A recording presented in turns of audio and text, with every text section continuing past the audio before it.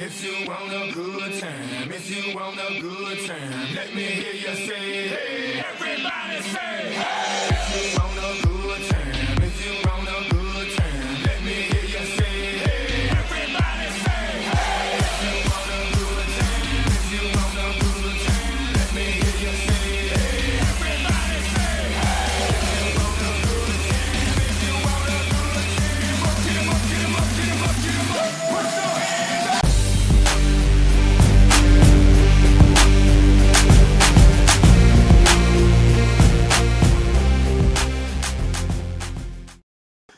Good morning, you gorgeous rays of sunshine. Hi, baby.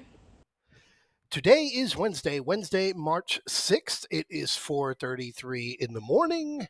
And yes, I am starting you off with what happened yesterday with the 0 DTE SPX 5080 puts that initially went out at $1.05 and slowly, again, here being the screenshot, 8:43 in the morning, close to an hour before the opening bell. Proper prior planning prevents piss poor performance.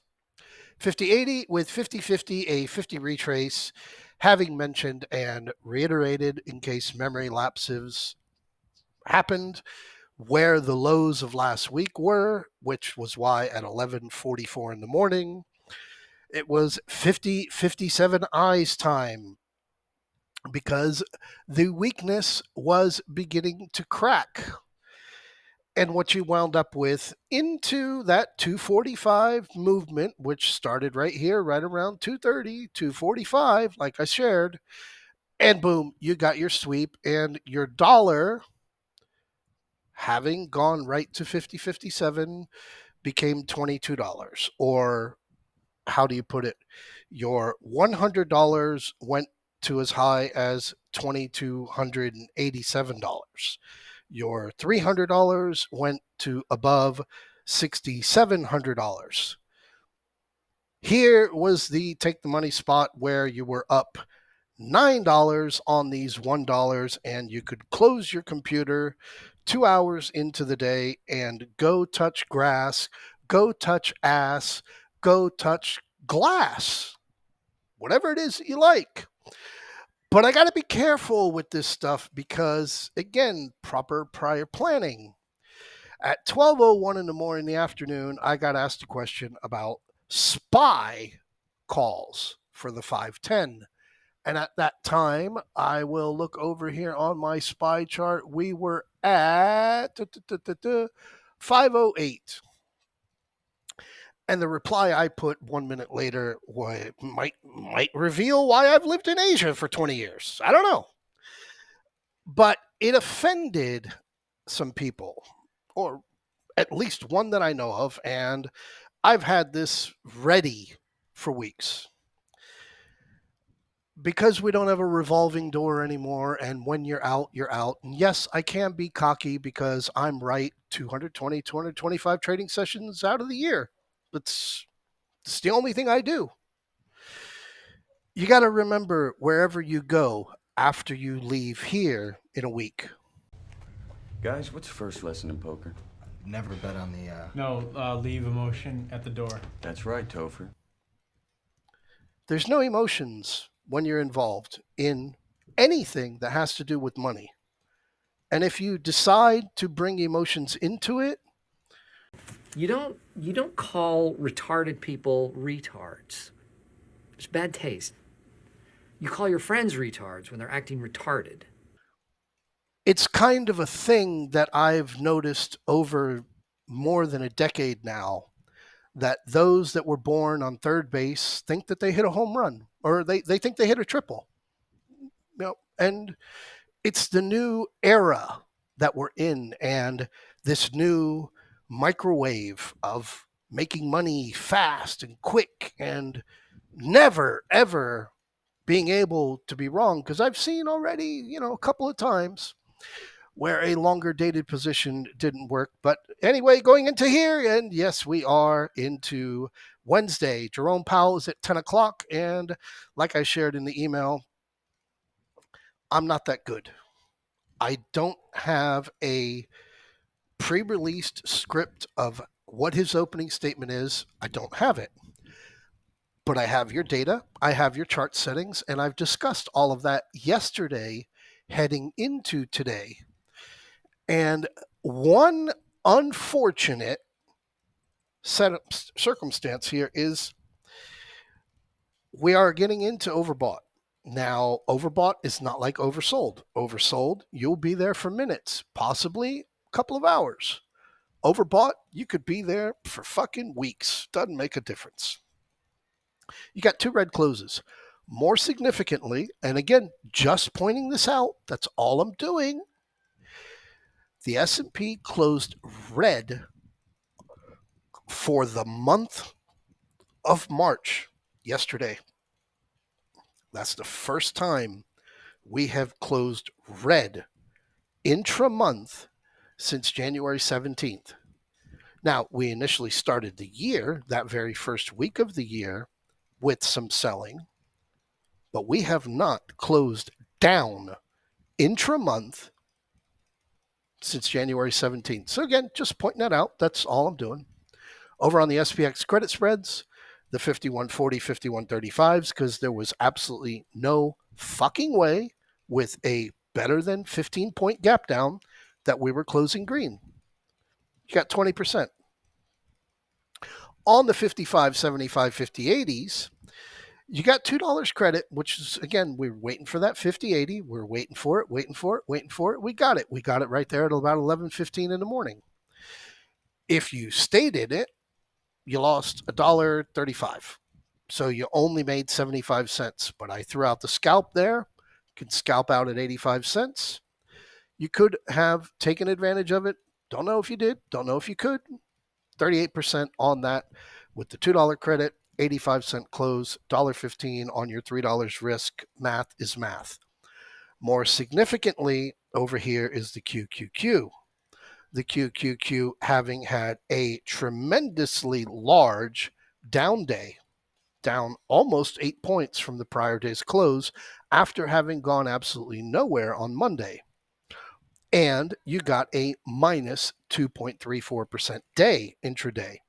Now, again, going into this question being asked, as I've been watching futures all night long since they started, we've just started getting a move here just as I was waking up from my nap. But coming over here onto the SPX, again, broke down, got into that 50-80, pierced below that 10-day moving average, started to look like it was okay, and here was where I got that question, and I answered it appropriately because you need to become hard.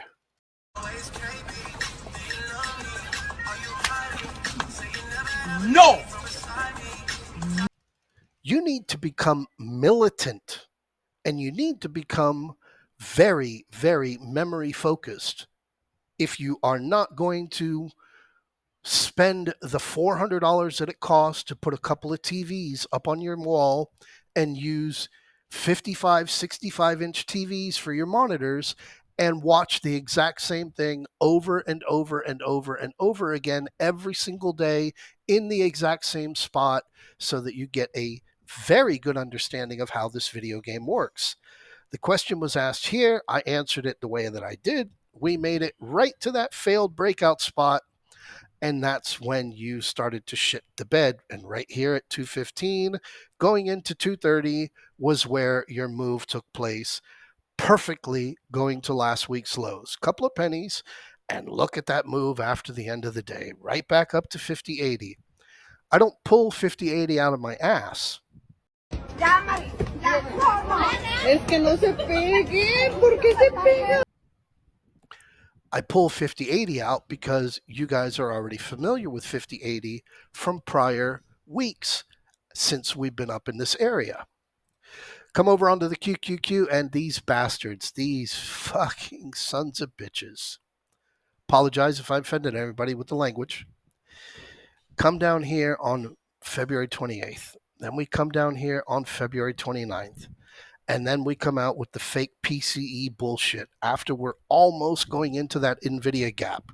That big gap, 433.71, all the way down to 425.61. And as I shared yesterday, this move down was getting a little bit aggressive. Well, they took it to the next level of aggression and took it right to that gap top and bounced right off of it. And here we are right now, 439.14. We are almost up plus 1% already as we start moving in. Not going to bother with the gap that's down below, but here is your gap up above.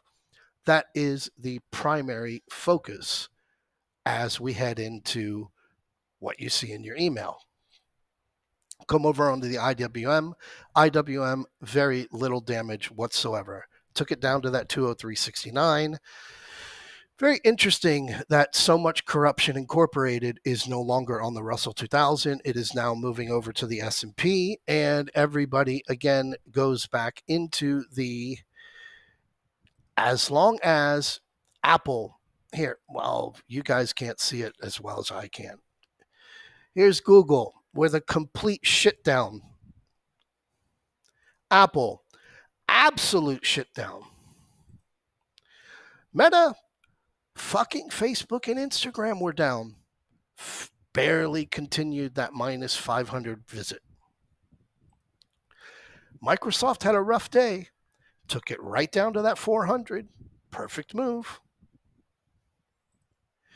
Tesla, right on down to those lows at 175. And then Amazon, nice move. 180, 177, 181, what we were looking for. Nice little dip. Nothing horrible. Nothing. And then you got NVIDIA. And then you got AMD. And you know what? For shits and giggles, fuck it. We'll put up so much corruption incorporated over here. And here's your SMCI. So what the message here is you're now into one sector, one that's keeping you alive, one. And when that one chair is finally pulled, as we head into next week's newer volatility window, taking advantage of this right here, this extremely low VIX having come right up to that gap top and failed, almost, and right back down to this 1410. Jerome Powell has the table ready for us to see VIX 1339 once again. We will see what Jerome Powell has to say. Until that time, I wish you the greatest of the middle of the week hump day Wednesday mornings, and I look forward to the commentary that will engage after Jerome Powell's testimony begins, which means absolutely nothing because the charts are always in control. Have a great morning. Oh, and congratulations to all the NVIDIA shareholders that got their 4-cent dividend per share. Congrats.